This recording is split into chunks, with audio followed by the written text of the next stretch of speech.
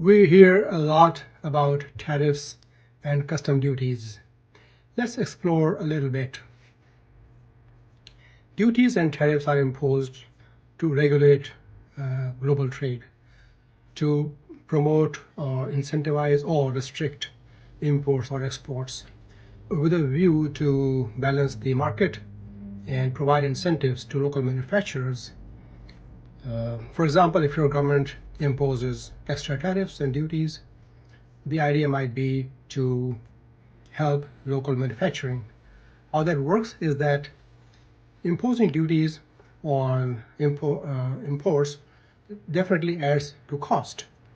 The cost that you and I pay eventually, because we are paying for everything along the supply chain, and all the costs right from the origin to the final point of delivery are paid by you and I, the consumer, at the checkout.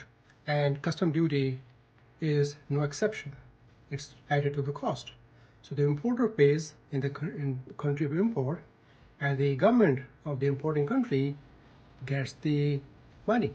They are the first beneficiary, and they intend to use those resources to promote local manufacturing by providing incentives, uh, investing in education, training, development, capacity, and all that. But that's it.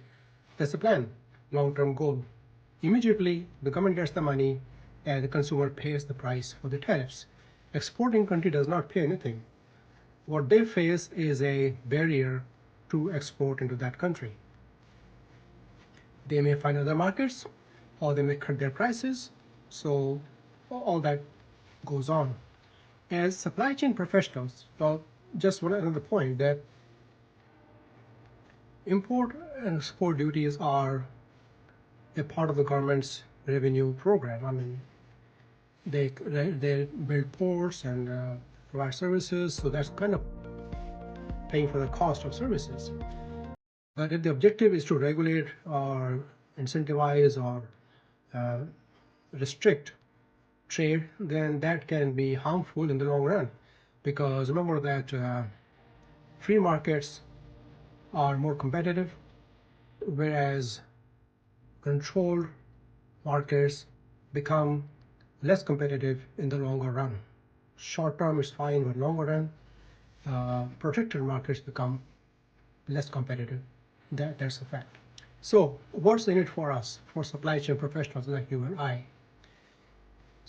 The two things that impact your supply chain immediately. One is longer lead times because of added processing time, fixing of duties, and ironing all the wrinkles in the processes, procedures, tariff codes, HS codes, harmonized system code, etc. So the immediate impact is lead time. It increases, which affects your customer service, and we'll come to that in a second. So you have to find out ways to minimize lead time. You may utilize lean methodologies, just-in-time inventory, multi-echelon inventory, vendor partnerships, and all that. Secondly, the next impact is cost, obviously. So they have to do different methodologies to reduce cost. These two are the key immediate impacts. As supply chain professionals, we have the 4C model of BRASI, where the first C stands for customer service. You have to meet your commitments, right? So make sure that you increase your order quantities, expedite your shipments, expedite your clearances, your customer service momentum, and your metrics don't fall. Your customers still get their products on time. Second C is cash flow. You have to maintain cash flow in a positive sense. Forecast your cash flow with these changing times to identify any potential pinch points so you can organize funds beforehand and don't get into trouble paying your bills or meeting your requirements. Third C is cost. Very important, and you work on that immediately and see where you can don't cut corners on quality or service. Find out wastes, where you can eliminate wastes, right? Third C, very important, both long-term and short-term. Then the finally is the fourth C is capacity.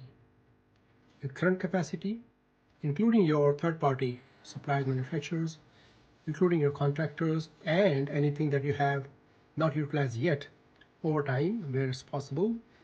Weekend work where it's possible, adding a shift if you have enough overload, capacity management, long-term, short-term.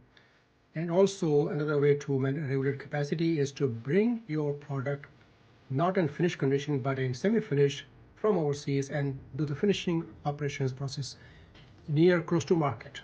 That gives you more flexibility, more responsiveness.